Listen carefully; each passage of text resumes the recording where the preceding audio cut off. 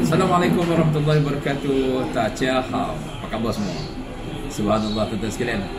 Bersama saya Ustaz Mak Cina di malam Ramadan Al-Mubarak yang penuh dengan keberkatan ini. Baik, tuan-tuan pernah dengar tak produk koko yang sangat sedap, yang sangat bagus, namanya Savannah Coco? Masya Allah.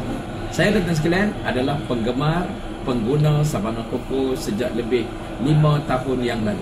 Seluruh ahli keluarga saya setelah diperkenalkan Savannah Coco, Masya Allah, mereka suka dan mereka tidak lagi mengambil sebarang produk coklat daripada syarikat-syarikat yang lain. Ayo, bersama-sama dengan saya, kita bantu syarikat Muslim, kita buy Muslim First, BMF, untuk produk Muslim daripada ummah untuk ummah, insya-Allah. Kita support perniagaan Muslim, kita bangunkan ekonomi Muslim dengan produk yang sangat berkualiti tinggi, sedap, tuan-tuan sekalian. Masya Allah, anak-anak saya tak makan, tak minum yang lain dah, tuan-tuan sekalian.